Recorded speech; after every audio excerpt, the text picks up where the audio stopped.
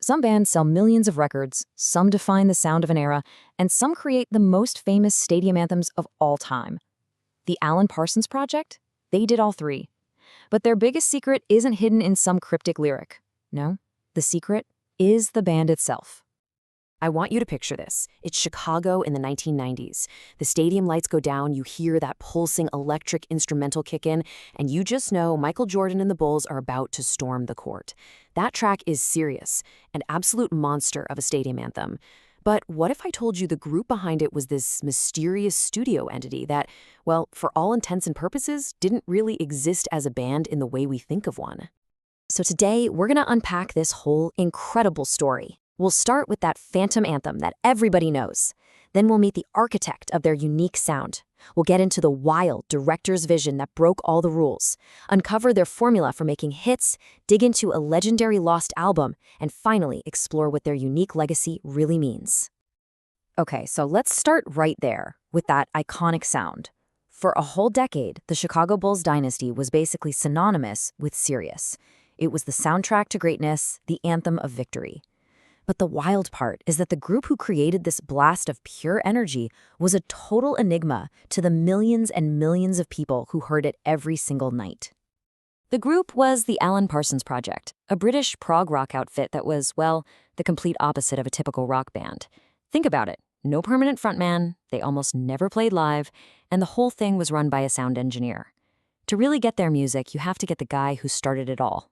So who was this architect? Let's meet Alan Parsons. His story kicks off at the most legendary recording studio on the entire planet, and his career path is just wow.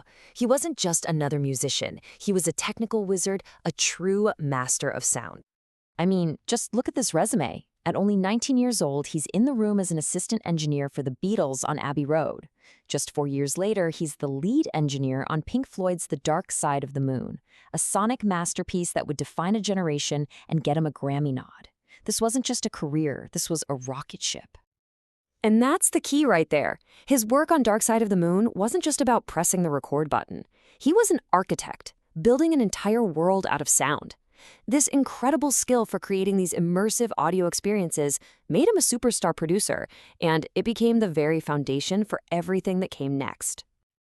So, at the absolute peak of his fame as a producer, Parsons has this chance encounter in the Abbey Road canteen that changes literally everything.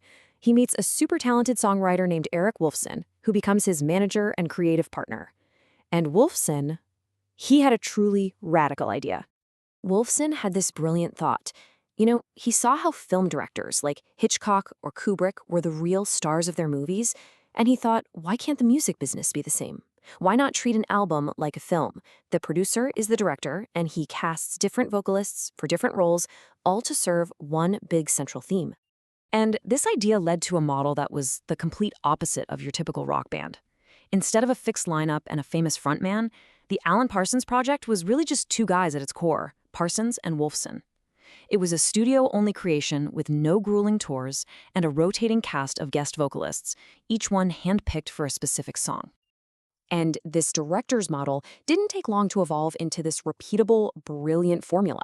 It's what allowed them to become the undisputed masters of the concept album, just churning out one hit after another. Their process was so simple, but so genius. First, they'd pick a huge unifying theme, like the creepy tales of Edgar Allan Poe, or maybe the rise of artificial intelligence. Then, the two of them would write and compose the entire musical story. They'd bring in a core group of incredible session musicians for a cohesive sound, and then, like a real director, they'd cast the perfect vocalist for each track. And wow, the results were just staggering. They released this string of platinum-selling concept albums, and each one felt like its own cinematic, self-contained universe. For years, they were just this undeniable creative and commercial powerhouse. But, it wasn't all smooth sailing. So, back in 1979, they hit a major snag. They were locked in this super tense contract renegotiation with their label, Arista Records. They needed leverage, a bargaining chip. So they came up with a plan that led to one of the most legendary lost albums in rock and roll history. Okay, so get this. They decided to deliver their next contractually obligated album, but in a way the label would never see coming. They called it the Sicilian Defense, which is this aggressive opening move in chess. And that's exactly what it was, a power play. They went in and cranked out this challenging, all-instrumental album in just 3 days, purely to fulfill the contract and force the label's hand. And just as they predicted, the label hated it and stuck it on a shelf. But the gamble worked. A new, better deal was signed, and the album was locked away in a vault. For decades, Parsons himself just publicly dismissed it, basically calling it junk, which, of course, only fueled the mystery and turned it into the stuff of legend. For 35 years, fans could only wonder what this mythical album sounded like. And then, in 2014, the Sicilian Defense was finally officially released as part of a career-spanning box set.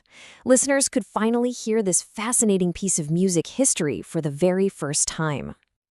After 1990, it was kind of the end of an era. Parsons and Woolfson went their separate ways. They both went on to pursue different creative projects, but the legacy of their unique collaboration was already set in stone. Eric Woolfson took the project's theatrical ideas to their logical next step and wrote several really successful musicals. And Alan Parsons? Well, in a fantastic twist of irony, the man who built a whole career by avoiding the stage finally created the Alan Parsons Live project and took the music on the road, which he still tours with to this day. And this really brings us full circle, back to where we started. Their music has lasted for decades, right? It pops up in movies, in commercials, and of course in sports arenas. It is the ultimate proof that a legacy isn't always built on a stage in front of a screaming crowd. Sometimes the most revolutionary ideas are born quietly, in a studio, crafted right into the grooves of a record. Think about it. They had no fixed singer. They refused to tour. They were run by a producer with a director's vision, not a rock star frontman. They defied every single rule of what a rock band was supposed to be, and yet their music is completely timeless. Which leaves us with one last question.